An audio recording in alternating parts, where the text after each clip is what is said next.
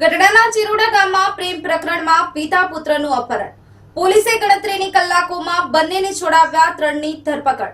બોટાદ જિલ્લાના ગઢડા તાલુકાના ચિરોડા ગામે એક પ્રેમ પ્રકરણમાં પિતા પુત્રના અપહરણનો બનાવ સામે આવ્યો છે. પોલીસે ગણતરીની કલાકોમાં બંનેને છોડાવી લીધા છે. ઘટના મુજબ ચિરોડા ગામના ગુગાભાઈ કાબાભાઈ વડોદિયા અને તેમના પુત્ર રાહુલનું ગઈકાલે સાંજે 7 શખ્સોએ 2 ઇકો ગાડીમાં અપહરણ કર્યું હતું.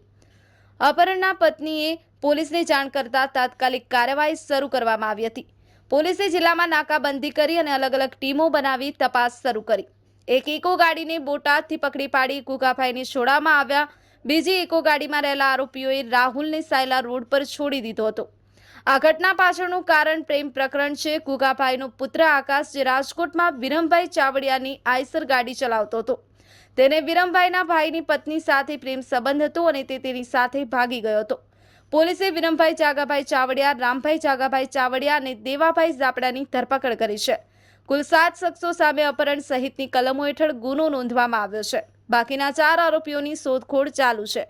બોટાદ ડીવાયએસપી મરસી રાવલે આ ઘટના અંગે માધ્યમોને માહિતી આપી હતી. પિતા પુત્રને સકુશળ છોડાવવા બદલ પરિવારે પોલીસનો આભાર માન્યો હતો.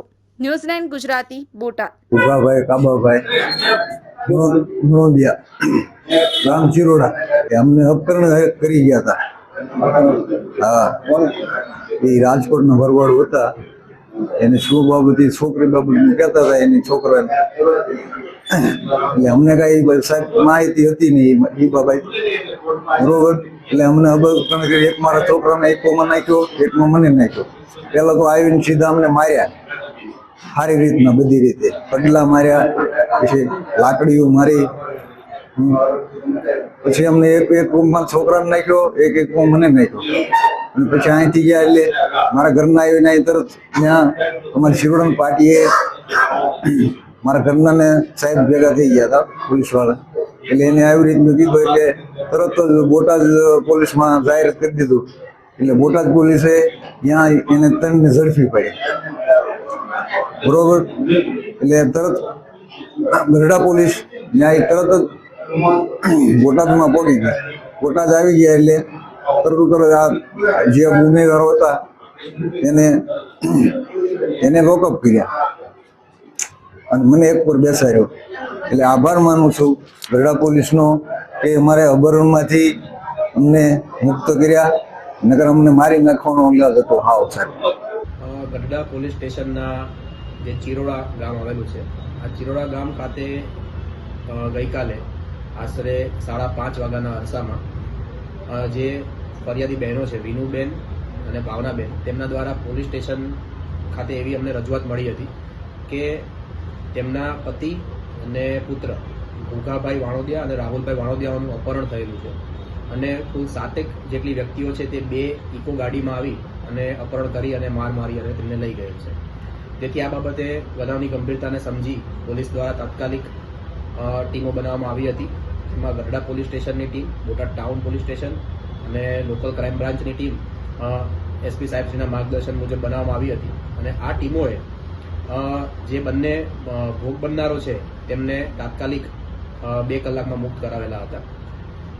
આ સમગ્ર બનાવની વિગત જોઈએ તો તેમાં ભોગ બનનાર છે ગુગાભાઈ અને રાહુલભાઈ. બંનેને અપહરણ કર્યા બાદ અલગ અલગ ગાડીમાં રાખવામાં આવેલા હતા. જેમાંથી એક ગાડી છે તેમાંથી વિરમભાઈ જાગાભાઈ ચાવડિયા, રામભાઈ જાગાભાઈ ચાવડિયા અને દેવાભાઈ ઝાપડા તેમને બોટાદ ટાઉન પોલીસ સ્ટેશનમાં પ્રવેશતા બોટાદ ટાઉનની ટીમે ઇન્ટરસેપ્ટ કરી અને રિકવર કરેલા હતા.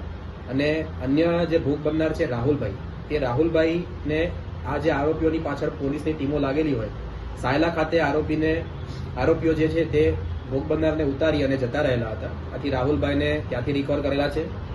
બનાવનું કારણ જોઈએ તો તેમાં આ જે રાહુલભાઈ છે તેનો ભાઈ આકાશભાઈ વાણોદિયા અગાઉ રાજકોટ સિટીમાં વિરમભાઈને ત્યાં આઈસર ગાડી ચલાવતો હતો અને આ વિરમભાઈના ભાઈ લક્ષ્મણભાઈની પત્ની સાથે તેને પ્રેમ સંબંધ હોય તે ત્યાંથી ભાગી ગયેલો હતો તેવી હકીકત પ્રાથમિક દ્રષ્ટિએ હતી.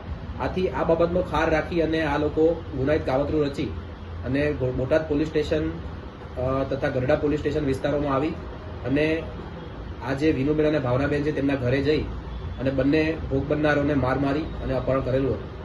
આથી આ સમગ્ર બનાવ બાબતે હાલમાં ગઢડા પોલીસ સ્ટેશન ખાતે ફરિયાદ નોંધવામાં આવી છે, જેમાં બીએનએસની વિવિધ કલમો હેઠળ તથા ગુનાહિત કાવતરાની પણ તપાસ છે તે પોલીસ કરી છે. કુલ વિરમભાઈ તથા રામભાઈ અને દેવાભાઈ આ 3 આરોપી હાલ પોલીસ કસ્ટડીમાં છે અને અન્ય આરોપીઓને ઝડપી પાડવા માટે પોલીસે ટીમો બનાવી. તે બાબતે હાલમાં અમે પ્રાથમિક તપાસ કરી રહ્યા છીએ. આરોપી બોટાદ જિલ્લા બહારના રહેવાસી છે, આથી અન્ય ગુનાઓ છે કે કેમ તે અંગે અમે તપાસ કરી રહ્યા છીએ.